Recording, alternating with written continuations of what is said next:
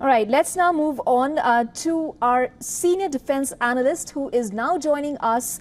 He's a senior defense analyst at the Rand Corporation, and his name is Derek Grossman. Derek, thank you so much for joining us on the show this evening. Before I get into the other specifics of this particular summit, do first tell me about the India-US ties here. Now, we do know that PM Modi's recent travel to Moscow and Kyiv and his calls with Putin and Biden have raised speculation about India's role in the resolution of the Russia-Ukraine conflict. How would you say, keeping that in mind and India's recent diplomatic activity in mind, how would you say that India is being viewed within the Quad summit? Well, thanks for having me. And I would say that, India-US relations have been historically strong in the last few years, but one of the areas of friction has consistently been India's longstanding relationship with Russia dating back to the Cold War when it was the Soviet Union. And so ever since Russia invaded Ukraine back in February of 2022, what we have seen, I think, is a divergence in the US-India relationship on that particular issue. And it's been a divergence thus far that has not impacted the overall state of strategic relations. It's more like an agreement to disagree on what to do about Russia. And in the context of the Quad, what has become abundantly clear is that India wants to keep only Indo-Pacific related issues on the agenda for the Quad when it comes to security and political issues, right? Of course, the Quad also deals with transnational challenges that are global, but when it comes to specifically dealing with strategic threats, they really want to keep the language specific to the Indo-Pacific. And of course, Russia is outside of that region, right? And so it will be interesting to see if there is a statement about Russia. I highly doubt it.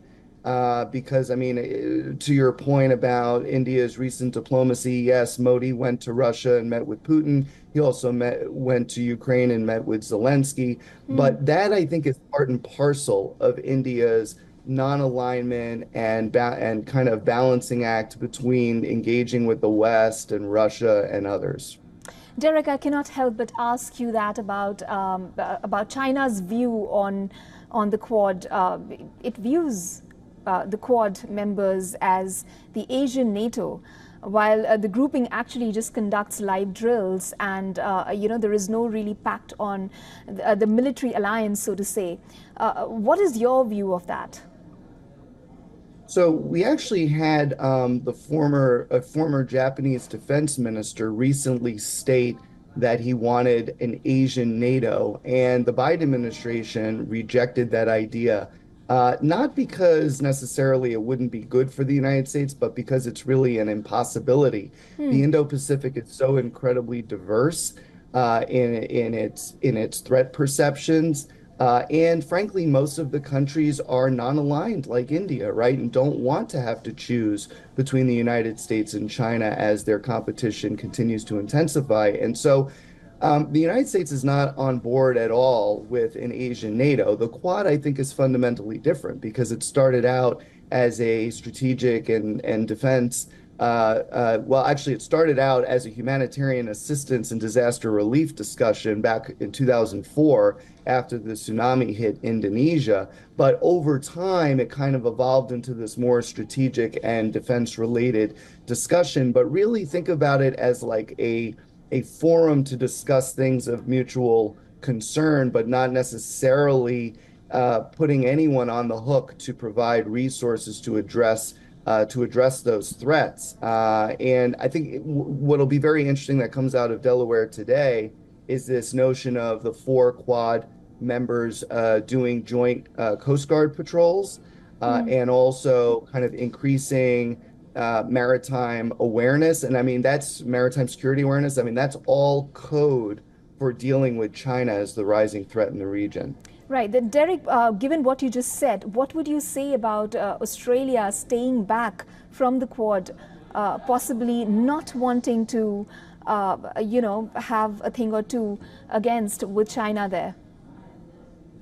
Well, I think Australia has actually surprised everybody in the sense that, remember, they had a transition from a conservative government that was fairly hawkish on China to then a Labor government, a liberal government, and it was unclear whether Australia would maintain that particular approach toward China. But under Prime Minister Albanese, they have done so. They have doubled and tripled down on initiatives such as AUKUS, the Australia UK US security agreement that is headlined by jointly producing nuclear powered submarines, among many other things that they're doing.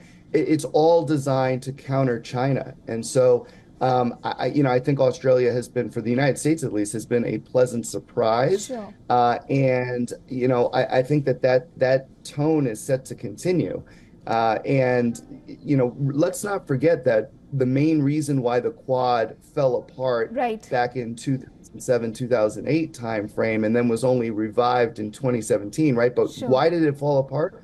Because of domestic political transitions in each of the Quad members. And so the Okay. Biden administration's clear they want to preserve the Quad for future political transitions, basically insulate it and make it a thing that will sustain the test of time. Okay. Thank you so much, Derek Grossman, for joining us on the broadcast today.